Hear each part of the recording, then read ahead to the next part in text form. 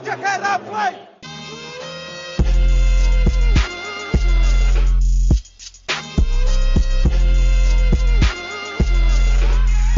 Jo, Marko, živijo, pozdravljen, kako si, kako gre, lep pozdrav Celje, Ana. Ja, zdrav Matej, sem prav v redu, končno je malo bolj toplo, fajn vreme in takoj smo tudi boljše volje. Ja, res je, jaz sem tudi po mojem, tako kot vsi poslušalci, komaj čakal na ta malo lepši vreme, da se malo kosti ugrejo. Mislim, Madonna, junija smo že, pa nas še vedno zebe, ampak da ne bo jamralo v vremenu kakšna penzionista, dajva se lotiti najne današnje teme. In spregovoriti nekaj o koncu sezone Miamija, pa poškodbi Luke Dončića, nažalost. V lanskem play-offu je Mavse oslabila poškodba Porzingisa, zdaj letos v tej končnici pa poškodba Luke, ki se zdi, da bo na koncu vplivala tudi na končni rezultat. Vsem tem nekaj več v tem podcastu, preden začnejo, pa samo na hitro bi vas zaprosil, če nam lahko pomagate s kakšnim všečkom ali pa naročnino na naš Sportinfo.si YouTube kanal.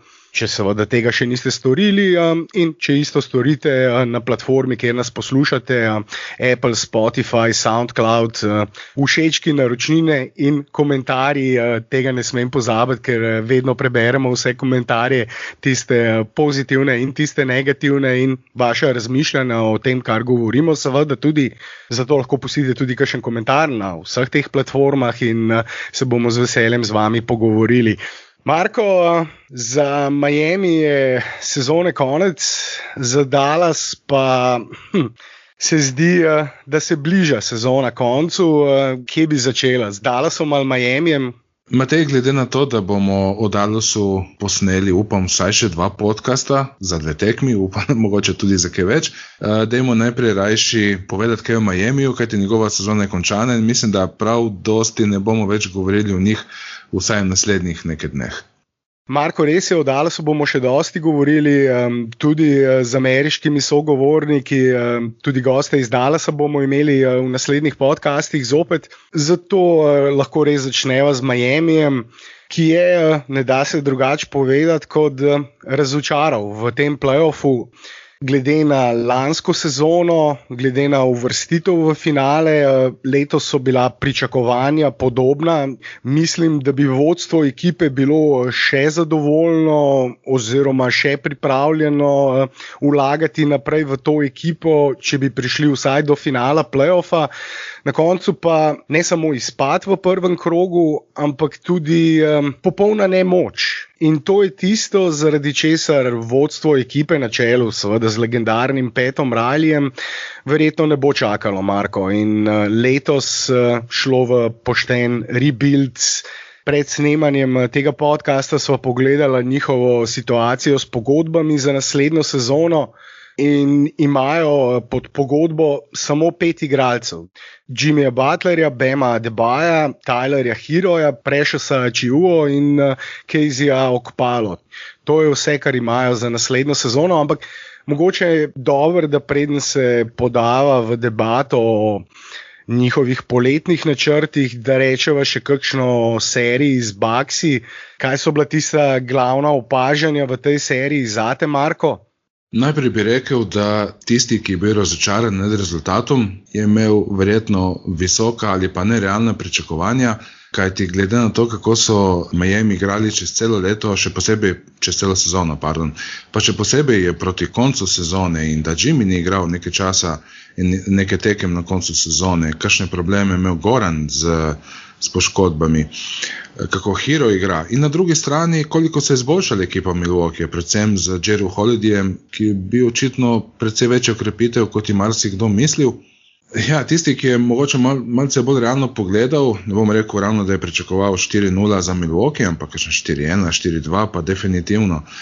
In čeprav je Jimmy rekel, da je osredotočen kot še dolgo ne, smo videli, da mogoče glava hoče, ampak telo pa je v kakršnem stanju je. Če je poškodovano oziroma če ima kakšno stvar, ko ni do konca zaceljena, enostavno ne more igrati tako, kot si želi. Ja, Marko, v našem napovedniku smo tudi mi pričakovali, da bo Miami boljši. Povedali smo tudi, da so Bucksi nedvomno boljša ekipa, ampak vsi smo pričakovali več tudi od Miamija. Jaz mislim, da sem napovedal, da bo odločala 7. tekma na koncu. Po prvi tekmi sem bil tudi precej optimistično razpoložen glede te napovedi, ampak je bila na koncu prva tekma bolj kot ne anomalija in so ostale 3 tekme pokazale, da je vendarle razlika, tako kot si rekel, dosti večja, kot smo mnogi pričakovali oziroma napovedovali, ampak obenem tudi nisem pričakoval, ko sem napovedoval, da bo odločala 7. tekma, da bosta Bam Adebayo in Jimmy Butler tako slaba. Če pogledamo samo statistiko, je bil na koncu Goran Dragić po 4 odigranih tekmah zopet najboljši strelec moštva. Z 4 točkami manj kot lani, 16 točkami na tekmo, je bil prvi strelec moštva. Teh 16 točk, če bi Jimmy in Bam bila na nivoju lanskega play-offa, bi morda lahko bilo že dovolj, da bi Miami prišel do 7. tekme. Lani je Goran na koncu bil na mnogih tekmah prva napadalna opcija hitov.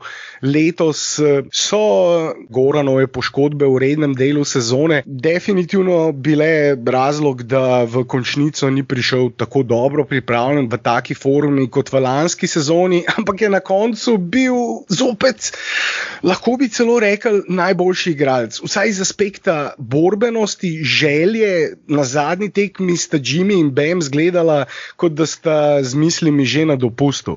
Goran je pa vendarle se še boril, ravsal, konec koncev kazal to željo. Se ga poznamo, za njega nikoli ni predaje, vedno da vse od sebe, ne glede na to, v kakšnem stanju je, ampak precej več so potrebovali od Bama in Jimmyja. Jimmy je bil največja neznanka, ko smo ocenjevali, kako dobri so lahko proti Milwaukeeju. Kajti, če bi Jimmy bil na nivoju Jimmyja, ki smo ga videli v Bubblu, bi ta serija šla verjetno malo drugače. S svojimi meti in predvsem svojo igro, svojim načinom igre, enostavno ni mogel več parirati Giannisu. Lani je imel Miami vedno 4 solidne oziroma zelo dobre šuterje na parketu, z Bam Adebayom na sredini. Dejansko pa so zdaj imeli 2 do 3 slabe šuterje, torej Adebayo, Butler in Kendrick Nunn pa Trevor Ariza. In če imaš ti 3 slabe šuterje, potem nasprotna ekipa zelo hitro najde protistrup za tista 2 šuterje, ki sta bila ponovadi Goran in Duncan Robinson. In kaj ti ostane? V bistvu prav dosti nič. Igrali so dosti boljšo obrambo, torej Milwaukee, dosti več točk so dosegli v raketi in to je dejansko vse, kar smo videli na teh tekmah. Ja, Giannis je povsem nevtraliziral Jimmyja Butlerja, v žep ga je pospravil, po domače povedano, v tej seriji. Lopez pa Bama, nepričakovano Bama, čeprav je tukaj svoje odigrala tudi Milwaukeejeva drop taktika, kjer je Lopez čakal Bama pod obročem, tam je dovolj visok in močen, Bam pa tehnično ne še dovolj podkovan, da bi lahko zelo učinkovito zaključeval mimo preko ob tako visokemu in dobremu obrambnemu centru. Zraven pa ni zadeval tistega meta iz pol razdalje, ki so mu ga puščali. Obenem so zaprli vse te hand-off opcije, torej predaje žog Bama njihovim branilcem. Po prvi tekmi, ko je Goran dal 25 točk, je pa Jrue Holiday dobil kot posebno zadolžitev Gorana, se prilepil nanj kot rokavica in tudi Goran ni bil več tako učinkovit, ko je se moral boriti z Jrue Holidayem. Pod košem je pa čakal Lopez, ki je počistil tiste napake in popolna dominacija Milwaukeeja na eni strani in popolna nemoč Miamija na drugi strani. Zdaj, Marko, pa pridemo do tistega vprašanja, s katerim sem pravzaprav začel. Kaj bo Pat Riley naredil zdaj poleti? Matej, mislim, da je največje vprašanje za Miami, kratkoročno vprašanje, ali bodo gradili okoli Bama in Jimmyja ali samo okoli Bama. Bam ima 5-letno pogodbo, ki stopi v veljavo naslednjo sezono. Jimmy ima naslednjo sezono še pogodbo z Miamijem, torej 2021-2022. Po tisti sezoni je pa prost igralec in jaz mislim, da 33-letniku, kot je Jimmy, ki ima takšne težave s poškodbo, že verjetno ne bodo dali maksimalne pogodbe. Torej, gradili bodo okoli Bama, to je več kot jasno.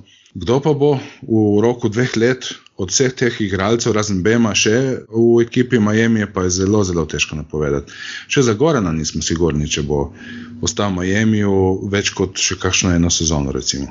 Poglejva bolj njihove premike to poletje za naslednjo sezono. Tako kot si dejal, njihov dolgoročni steber, če gledamo 5-10 let naprej, je 23-letni Bam Adebayo. Jimmy Butler je star 31 po naslednji sezoni, zato verjetno 4-letnega ali 5-letnega maksa, tako kot si dejal, ne bo dobil. Za naslednjo sezono, pa kot sem dejal na samem uvodu, le on, Bam in potem še 3 neizkušeni mladi igralci, Hero Achiuwa in Casey Okpala. To je vse, kar imajo pod pogodbo. Goran in Andrej Iguodala imata team option, Goran za 20 milijonov, Andrej Iguodala za 15 milijonov. To pomeni, da ima ekipa opcijo, da predčasno prekine njihovo pogodbo in s tem dobi tudi 35 milijonov dodatnega denarja za podpise novih pogodb. In glede na tako razočaranje, seveda Marko morava domnevati, oziroma sva, mislim, da oba prepričana, da Pat Riley ne bo izkoristil teh team optionov in bo izkoristil opcijo, klauzulo in predčasno prekinil te pogodbe. Matej, mislim, da se bodo Iguodali sigurno odrekli, kajti 15 milijonov sigurno ni vreden. Goran in njegovih 19 milijonov za naslednje leto, mislim, da Riley tudi ne dišijo preveč. Po Miamiju se govori, da bi mu lahko ponudili, reče se temu, biannual exception. To je ena izmed izjem, ki jo lahko uporabijo ekipe, ki imajo že zapolnjen ves plačni prostor. Zdaj vprašanje je, koliko Pat verjame v Jimmyja. Ali verjame v njega toliko, da bo šel spet all in naslednjo sezono, Gorana prepričal v nek ekipi prijazno pogodbo, se odrekel Iguodali in privabil kakšnega zelo dobrega igralca. Kendricku Nunnu se bo verjetno mogel odreči, kajti ne bo ga mogel toliko plačati, kot mu bodo kakšne druge ekipe ponudile. Mislim, da za Duncan Robinsona velja isto. Ja, in smo spet tam, spet bo Miami izgledal kot neka tašna ekipa, ki bi lahko naredila dober rezultat, ampak vse bo spet odvisno samo od zdravja igralcev. Letošnji free agency class oziroma nabor prostih igralcev res ne bo ne vem kako bogat, kakšne izbire velike ne bo. Nekaj se v Miamiju še peta, tudi ko si omenil že ta biannual exemption za Gorana, s katerim ga želijo obdržati. Ob tem se pa govori, po kuloarjih krožijo govorice, če tako rečem, da bi v primeru neuspeha Clippersov proti Dallas Mavericksom in izpada v prvem krogu, do katerega zdaj kaže, da ne bo prišlo, ampak o tem več kasneje. Ampak predvsem po tistih prvih 2 zmagah Dallas, so se zelo okrepile govorice, da bo Pat Riley dal eno res zelo močno ponudbo in močne argumente Kawhiju, ki bo prosti igralec, ampak seveda vsi pričakujejo, glede na to, da je iz Los Angelesa in se tam odlično počuti in mu gredo Clippersi močno na roko, da bo podaljšal pogodbo, še posebej, če se uvrstijo naprej in premostijo to Dallasovo oviro, ampak to je bila ena od govoric, da bi Pat Riley ponudil max dolgoletno pogodbo Kawhiju in zadržal Gorana. Jimmy je še pod pogodbo, ampak to so mokre sanje bolj kot realnost. Ko govorijo o realnosti, pa si omenil Kendricka Nunna in Duncana Robinsona. Kendricka Nunna res mislim, da ne bodo zadržali, ker lahko dobijo več kot 15 milijonov verjetno na sezono, glede na predstave v rednem delu sezone. Duncan Robinson pa še več. Duncan Robinson pa glede na strelske rekorde, ki jih je porušil to sezono in glede na to, da gre za enega od najboljših ostrostrelcev zadnjih 2 let lige NBA, njegove številke so dovolj zgovorne. Prej je prišel do števila 300 zadetih trojk v karieri kot Steph Curry. Da me ne bo kdo narobe razumel, ni niti približno tako genijalen ostrostrelec kot Steph Curry in je drugačen ostrostrelec, je catch and shoot ostrostrelec, torej ostrostrelec, ki meče več ali manj samo po podajah, ampak je pa v tem konkretnem elementu definitivno eden od 2-3 najboljših catch and shoot igralcev zadnjih 2 sezon in taki igralci so plačani v tej ligi, v tej košarki so plačani zelo visoko, takega igralca pa Miami bo verjetno tudi želel obdržati. Ali lahko dobijo kakšen popust zaradi tega, ker so ga, če tako rečem, ustvarili, Duncan ni bil draftan, našli so ga v G-ligi, ga pripeljali v svojo G-ligaško podružnico, se je tam leto pa pol razvijal, preden je prišel v prvo ekipo in je njihov produkt, zato morda da kakšen popust, ampak velikega ne bo dal. Jasno je, da bo plačan bogato in tudi zato Goranove opcije za naslednjo sezono ne bodo mogli pobrati, če tako rečem. Kar pa nas pripelje do vprašanja, kaj si Goran želi.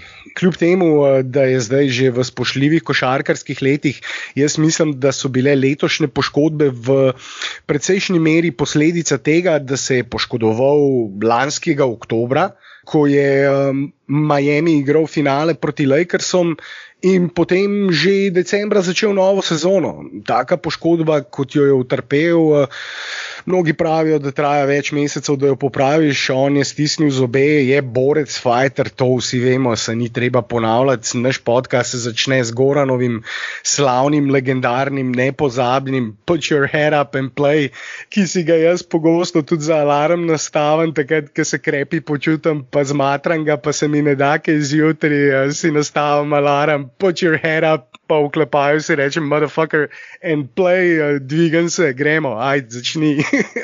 Ni boljše motivacije in Goran je tako tudi dvignil ekipo, ki jo ni mogel dvigati več na parketu. In on je eden od, je moj najljubši igralec ravno zaradi tega, ker je nepopustljiv fighter, ki lahko dobi Marko višjo pogodbo, mislim, da v tem trenutku na trgu še vedno, ali pa lahko tudi izbira, če je opcija minimum, da gre v kakšno ekipo, ki bo imela naslednjo sezono več možnosti za prstan. To je vse, kar mu še manjka kot krona te izjemne kariere, kot pika na i, vse je dosegel, vemo, kaj je naredil za reprezentanco, je zaradi tega zapisan v anale slovenske in evropske košarke z zlatimi črkami.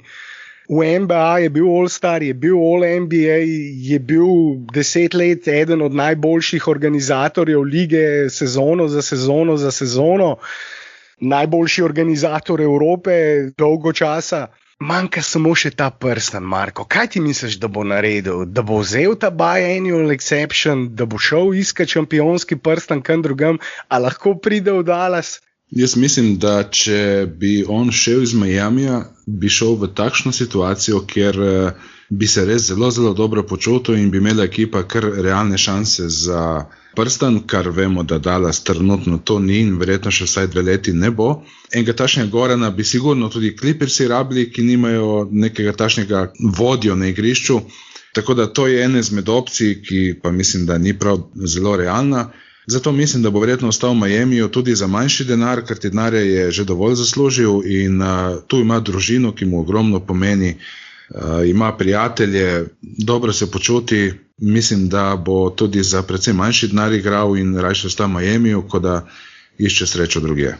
Clippers omenjaš, o Clippersih se kot eni izmed opcij za Goranov prestop govorilo že med lanskim free agencyjem, ker je točno tak igralec, kot ga Clippersi rabijo, ampak tudi jaz mislim, da Clippersi konkretno niso najbolj realna opcija in se strinjam s tabo, ko si govoril o tem popustu v narekovajih in da je zaslužil dovolj.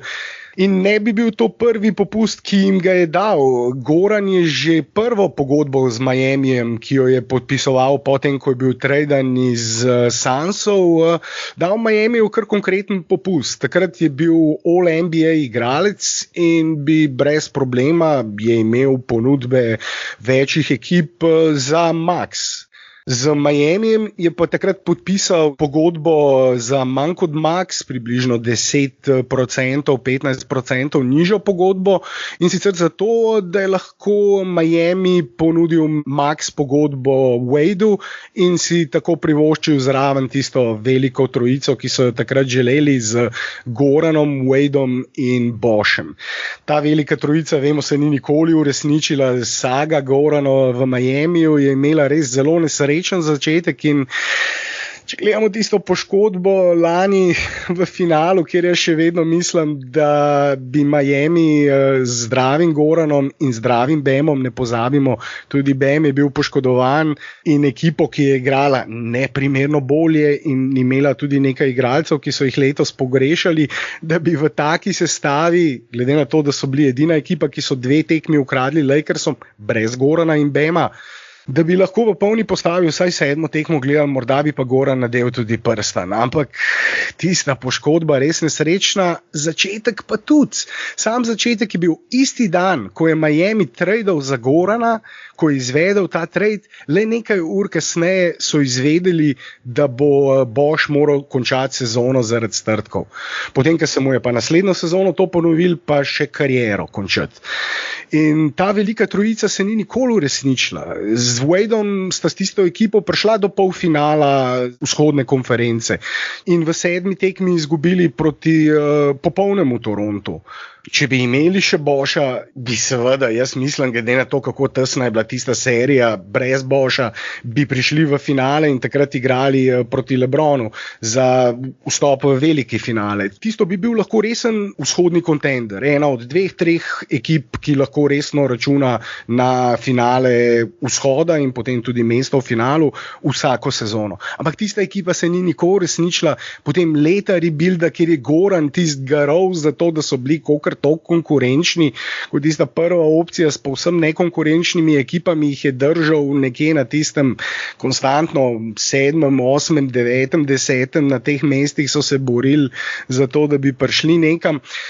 In potem končna šampionska ekipa, pa tista poškodba. In da bi zdaj po takem izpadu 4-0 nekako se tako zaključila njegova zgodba, tudi jaz mislim, da Goran želi nekako na bolj pozitiven način zaključiti njegovo kariero. Ampak so pa boljše opcije zanj. In meni bi se zdelo rahlo podcenjujoče do Gorana, da bi recimo Laurija pripeljali za 15 milijonov, ne mu dali pa biannual exemption za 2 do 3 milijone. Pa ne gre se tukaj za denar, ampak gre se za to, da pogodbe pogosto potem pomenijo tudi nekje tisto hierarhično lestvico v ekipi in pa minute.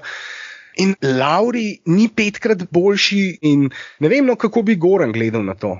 Ja, Matej, jaz sem prepričan, da bi Goran razumel, kaj želi Miami narediti, in če pride Lauri z večjo pogodbo kot on v klub, bi to verjetno videl kot pomoč in ne kot neko, dajmo reči, nelojalno konkurenco. Se je na vsaki točki dokazal, da mu je najpomembnejša ekipa in zmaga. In ko je šel na klop lansko sezono, in ko je dajal popuste, in ko se je prilagodil vsaki igri in šel stati v kot, ko je bilo treba, namesto da ima on največ časa žogo v roki. Čisto na vsaki točki kariere je dal vedeti, da je timski igralec, in mislim, da tu ne bi bilo čisto nič drugače. Ja, Marko, se strinjam. Ja. V bistvu imaš prav in bi tudi jaz bil presenečen, če bi Goran odšel v kakšnega drugega kontenderja, ampak Laurijev prihod po mojem ne bi znatno spremenil te ekipe oziroma jih naredil toliko boljše, ne samo od Milwaukeeja, ampak tudi od Netsov predvsem in Philadelphia 76ersov, pa ne vemo, kaj bodo poleti naredili v Bostonu. Danny Ainge prav tako kot Pat Riley nikoli ne počiva, tako da ta konkurenca na vzhodu je zelo, zelo visoka in ne verjamem, da lahko Riley če mu ne uspe kakšen čudež, ki mu je v preteklosti že uspel, ampak na tej točki kakšnih takih čudežev niti jaz ne vidim na obzorju, ki bi Miami naslednjo sezono spremenil v resnega kontenderja. Matej, ampak Goranova lojalnost bo tukaj verjetno pretehtala. In na tej točki lahko končava počasi z Miamijem in se obrneva na zahodno konferenco in Dallas.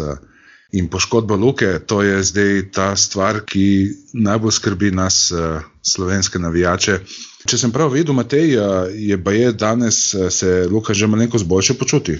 Tako so poročali novinarji iz Dallasa, tako je poročal tudi siva eminenca breaking newsa iz NBA, Adrian Wojnarowski. Torej bi to moralo držati. Ja, lahko nas skrbi ta poškodba slovenske navijače slovenske reprezentance tudi, ker seveda ne vemo, za kako težko poškodbo gre. Po določenih opisih so pa lahko tisti najbolj črni, najbolj negativni scenariji, če gre recimo za ukleščen živec v vratu. Luka je dejal, da se bolečina po živcu širi v njegovo roko in to bi lahko nakazovalo na tako opcijo, ampak ne želim strašiti nikogar in seveda tako iz glave na pamet, brez magnetne rezonance in zdravniških izvidov sklepati o tem, ker bi bilo to skrajno butasto, najmanj pa neodgovorno. Zaradi tega ne bom o tem spekuliral, čeprav sem na enem ameriškem podcastu gostoval včeraj in smo ravno o tem spekulirali, ravno zaradi tega, ker je bilo nekaj novinarjev, ki so govorili z zdravniki, ki so potem seveda analizirali te simptome, ki jih je Luka opisal in nakazali na to možnost. In taka poškodba lahko pomeni daljši čas okrevanja, lahko pomeni tudi v končni fazi operacijo, ampak zdaj sem ravno zašel v tisto, kar sem rekel, da ne bom počel in neodgovorno spekuliral. Jaz mislim, da v Dallasu njihova zdravniška služba je, kot vemo, odlična, ena najboljših v NBA ligi. Prepričan sem, da so opravili pregled z magnetno rezonanco pri Luki, zato sem tudi prepričan in upam, da ne gre za ukleščen živec, ampak da gre samo za nek udarec, stinger, kot pravijo Američani, kjer dobiš neugoden udarec v vrat in potem pride do bolečin, ki se lahko po živcu širijo, rahlega šoka za živec. In smo videli, Marko, tudi kje je prišlo do te poškodbe. Grd komovec Markusa Morisa pri polaganju Luke, ki ga sodniki niso piskali, kjer je sodniška piščalka ostala nema, tako kot pri mnogih udarcih. Mislim, Petu Beverlyju pa Rajonu Rondu, ki sta za glavo dve niže od njega, pustijo, da ga mladsta, dobesedno. Handchecking še vedno očitno je dovoljen v NBA ligi, če se gre za Peta Beverly ali pa Rajona Ronda. Samo gledajte, kolikrat imajo roko na Lukovem boku, ko ga pokrivajo. Vedno smo poslušali, zdaj ni več handcheckinga, kako bi Jordan MJ igral, če ni handcheckinga. Ko gledam, kako igrajo obrambni igralci proti Luki, vidim, da je handchecking še vedno pošteno na veljavi in ga sodniki ne piskajo. Tako da to je že druga tema, da se drži te poškodbe. Jaz verjamem tem poročilom, verjamem, da so opravili pregled z magnetno rezonanco in verjamem, da ne gre za tako težko poškodbo in da nam ni treba biti črni in se Luka počuti bolje in bo lahko igral. Tako kot Goran je tudi Luka fighter, ki igra s poškodbami, za razliko od Porzingisa, ki če ni 100% ne igra, je Luka igralec, ki že od svojih zgodnjih najstniških let igra z vsemi mogočimi prevezi, povezavami na gležnjih, na ramenih, na komovcih, od vseh mogočih udarcev, ki jih je prejemal v svoji karieri, pogosto od dosti starejših igralcev, včasih dvakrat starejših igralcev. Vemo, da je fighter, ki stisne zobe in da igra tudi, če se ne počuti dobro, če ni na 100%, in zato je to tisto, kar me pa vendarle malo skrbi. Marko, da ne bom totalno predolg, ker če Luka ni na 100%, potem Mavsi nimajo nobenih možnosti. To 100% drži.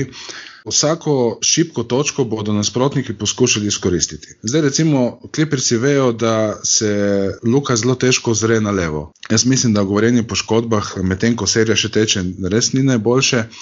Če pa bi Luka že rabil operacijo ali pa vsaj malo daljšo rehabilitacijo, pa je to odlična priložnost za Porzingisa, da pokaže, iz kakšnega testa je in da tudi Dallasu pokaže, če se ga splača sploh obdržati ali ne. Zdaj to govorim že za naslednjo sezono, seveda, ne? Ja, zdaj si tudi naredil tisto, kar sem rekel, da jaz ne bom počel in neodgovorno spekuliral o najbolj možnih črnih scenarijih, operacija in rehabilitacija, ki bi trajala še naslednjo sezono. Ne, Matej, ti daš črne scenarije, jaz pa poskušam najti nek silver lining, neko svetlo točko vmes. Ja, dobro, če bi temu tako rekel, tudi v redu, ampak Dallas Mavericks so zdaj Luka Dončić, tako kot so bili Dirk Nowitzki. Je to ekipa, ki vsaj na tej točki nima resne druge opcije, nima dobre druge opcije. Porzingis ne more biti druga opcija v šampionski ekipi, do sedaj to ni bil, z izjemo parih tednov, morda kakšnega meseca v lanski sezoni v balončku še potem, ampak potem spet poškodba in stari scenarij, o katerem smo že dostikrat govorili. Dejstvo je, da na tej točki Porzingis preprosto ne more biti druga opcija, kaj šele prva opcija, kaj šele tista resna opcija. Brez Luke Dallas ni niti približno playoff ekipa. Brez njega so verjetno celo bližje ekipi, ki bi razmišljala o tem, kako visok pik lahko dobijo naslednjo sezono, kot pa kako visoko se lahko prebijejo na lestvici. Če se Luka res bolje počuti, če gre za neugoden udarec in ti šok za živec, ki nekaj tekem traja, mimo grede, s tako poškodbo se sedaj ubada Chris Paul pri Phoenix Sunsih v seriji z Lakersi in je 2 tekmi odigral praktično z eno roko. Mislim, dobesedno spremenil met in je tudi eden izmed teh fighterjev, pitbullov, borcev v NBA ligi, kakršnih ni dosti. Če gre pa pri Luki za recimo podobno poškodbo, ampak milejšo in bo lahko ukreval, bo lahko vsaj 98-99% mislim, da ga rabijo. Res ni dosti prostora tukaj. Luka mora dati 30-točkovni trojni dvojček ali pa biti zelo, zelo blizu temu, da so Mavericksi lahko konkurenčni v tej seriji.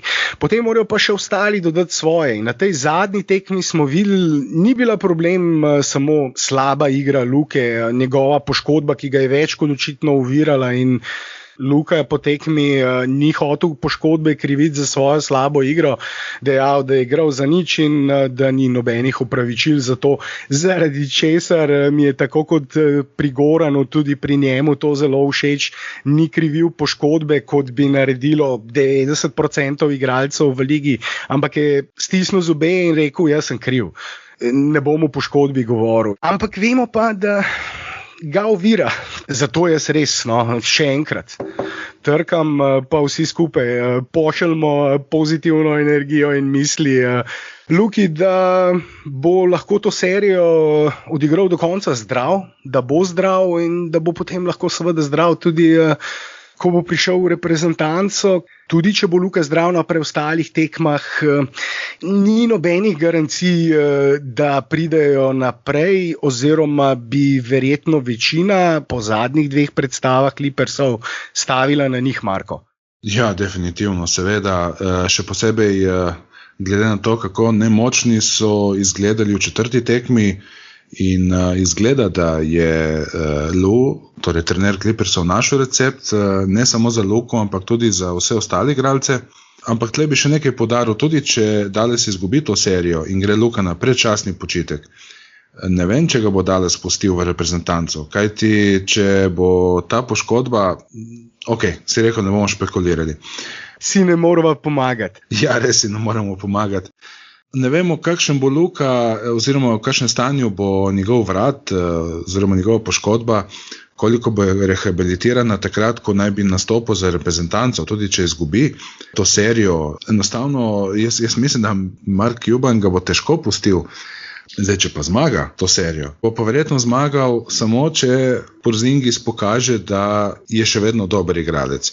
Tukaj sem našel eno zelo, zelo zanimivo statistiko, koliko metov od najboljših igralcev je ustvarjenih po podajah. Kawhi Leonard polovico svojih zadetih metov ustvari sam, polovica jih je ustvarjenih po podaji drugih igralcev. Paul George kot drugi najboljši igralec, če ga primerjamo z drugim najboljšim igralcem Porzingisom, Paul George je 70% šutov ustvaril sam, 30% pa po podajah soigralcev. Porzingis si je samo 9% šutov ustvaril sam, 91% pa po podajah. No, še kot zanimivost, Luka je po podajah zadev samo 6% svojih šutov. To pomeni, da je od Luke odvisno dejansko 80% igre Dallasa. In jaz sem malenkost bolj optimist kot ti, kar se tiče Porzingisa še vedno, ampak ja, tudi moje upanje okoli tega, da bo končno lahko pokazal, kaj zna, je z dneva v dan manjše. Luka je bil to sezono, redni del sezone, igralec, ki si je največji delež metov ustvaril sam med vsemi igralci lige in zdaj, kot si povedal, samo 6% meče po podajah, 94% metov si pa ustvari sam in vse to proti izjemnim, odličnim obrambnim igralcem, ki so vsaj na papirju, tako so vsi govorili tudi pred samo serijo, idealno ustvarjeni za to, da zaustavijo takega igralca, kot je Luka, z dvema elitnima, krilnima, obrambnima igralcema, da proti taki obrambi lahko toliko metov si ustvariš sam, moraš garati, katera je že tista najbolj garaška žival, Marko, s katero ponovadi delamo primerjave? Osel? Aj osel? Ja, ne vem, če bi ravno rekel garati ko osel, to se mi ne sliši v redu. Ko konja, ok. Ko konj, mogoče ko kobila, morda tako, mislim, ko Martin Krpanko je nosil svojo kobilo na hrbtu, tako Luka nosi te teličke Maverickse. Sem mislil, da si hotel reči, da je Porzingis kobila, oziroma tašnek unikorna. Ja, no sej, unikorna, ja, nosi unikorna, pa še vse ostale Mavericks skupaj in proti taki obrambi tako igrati, toliko metov si sam ustvariti, zahteva seveda ogromen napor in zato, če ni 100%, nimajo šans, ne glede na to, kaj ostali naredijo. On mora dati 30-točkovni trojni dvojček, da so oni lahko konkurenčni na tekmi, če ostali dodajo svoj delež. Smo videli, kaj se zgodi na prvih 2 tekmah, potem lahko premagajo Clipperse, če pa ostali roleplayerji, če ni Tim Hardaway Jr. razpoložen, če ni Dorian Finney-Smith razpoložen, če ni Maxi razpoložen oziroma zadeva tiste trojke, ki jih dobi na zadnji tekmi, 3 meti, nobenega zadetga. To je bilo vse, kar so dobili od njega v napadu, v obrambi pa tudi ne dosti. Ja, res je. Jaz mislim, da so tukaj tudi o Dallasu že kar nekaj povedala, še posebej zato, ker bomo še podcast o Dallasu posneli. Zato bi te vprašal še tvoja napoved za naslednjo tekmo. Ja, predvsem upam na boljši met. Dallas Mavericksov na zadnji tekmi jih je met za 3 povsem pustil na cedilu, že spet ni bil problem samo Luka, ampak to, da njegovi soigralci tudi odprtih metov niso zadevali in Dallas Mavericksi, po vsem, kar smo do sedaj videli, morajo biti blizu 50% za 3. Zdaj, so sposobni tega zato, ker Luka ustvari toliko povsem neoviranih priložnosti za trojke, da lahko tudi povprečni strelci ob njemu cvetijo. Preprosto, dobiš mete, kjer 2-3 metre od tebe ni nobenega, samo zadeti jih moraš. Zadnjo tekmo jih niso in Dallas Mavericksi, če gledamo statistiko v rednem delu sezone, so te odprte mete, neovirane mete, ki jih tudi sledi player tracking statistika, zadevali zelo slabo. Prvo polovico sezone so bili celo med 3 najslabšimi moštvi, v drugi polovici pa so se tam prebili nekje do 10. najslabšega, 9. najslabšega moštva lige, pri tem metali nekaj boljše te odprte mete. Ampak glede na lansko sezono sem jaz vendarle pričakoval, da bojo bolje metali to sezono. In so na prvih tekmah play-offa pokazali nekaj takega.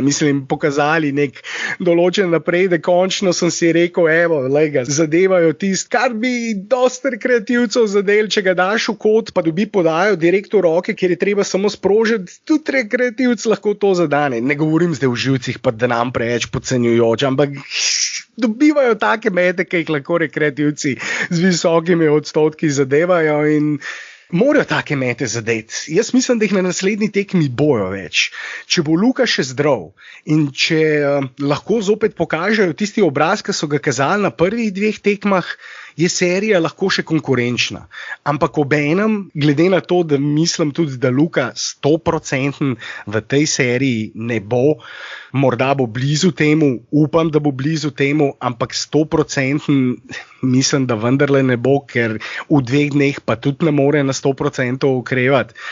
Zato mislim, Marko, da dosti možnosti za končno zmago v tej seriji nimajo. Konkretno na naslednji tekmi bi dal več možnosti za zmago Clippersov, glede na to, kako je igral Kawhi zadnjo tekmo, kako igra že celotno serijo, kako nimajo nobenega odgovora zanj in kako lahko oni igrajo precej boljšo obrambo na Dončiću, kot pa Dallas na Kawhiju, pa seveda boljšo ekipo, ki jo imajo Clippersi. Nisem optimist, Marko. Jaz pa, roko na srce, sem malo večji optimist od tebe, predvsem zato, ker imajo Carlisla, ki verjetno zna še kakšen as iz rokava potegni, tako kot je poskušal recimo z Bobijem par minut in zastavil, ko bi rekel, krvavitev za nekaj časa, potem žal mu ni več uspelo, ampak jaz tudi pri Porzingisu vidim, da se zaveda, da je to. Če bo tako slabo odigrali še 1 do 2 tekme, ni problem samo to, da bodo zaključili končnico, problem je tudi njegova prihodnost. To, koliko je vreden, ali bo mogoče šel iz Dallasa proč, se mu bojo odrekli, mogoče bo sam hotel iti. Jaz mislim, da bo Porzingis odigral boljšo obrambo in da se Dallas bolje počuti na gostovanju pri Clippersih kot doma. Kot se je rekel, roke se zatresejo, videli smo, da manjko je gledalcev, bolj so igralci natančni. V Staples centru še vedno ne pustijo napolniti dvorano tako kot v Dallasu in moj napoved je, da bodo zmagali naslednjo tekmo, potem pa verjetno 2 zapored izgubili in 4-3 je zelo dober rezultat glede na to, kakšni ekipi ste na papirju. Upam, da bo tvoj optimizem, rahli optimizem na koncu prevagal. Še vedno je Luka najboljši igralec te serije, kljub tej zadnji slabi predstavi. Do sedaj na 4 tekmah dosega 33,3 točke ob skoraj 49% metu iz igre, 41% metu za 3, 8 skokov pa 8,3 podaje. Meni niti približno ni jasno, ko gledam, kako greši prosti met za prostim metom, se mi nad glavo sam izriše tist WTF, WTF. Se vidimo, kako zadeva trojke, kakšne trojke zadeva, kakšne neverjetne mete zadeva. Zato moraš imeti ne samo znanje, tehniko, fiziko, ampak tudi izjemno samozavest. Pri prostih metih jo je pa zgleda zgubo. Ja, in to je velika škoda za takšnega igralca, ki toliko prodira pod koš in lahko sili toliko prostih metov, ampak Luka je čisto vsako sezono v nečemu napredoval in verjamem, da bo to sezono, oziroma ko ta sezona konča, verjamem, da bo precej časa posvetil tudi prostim metom. Jaz tudi tukaj upam, da bo tvoj optimizem prevagal in imaš prav.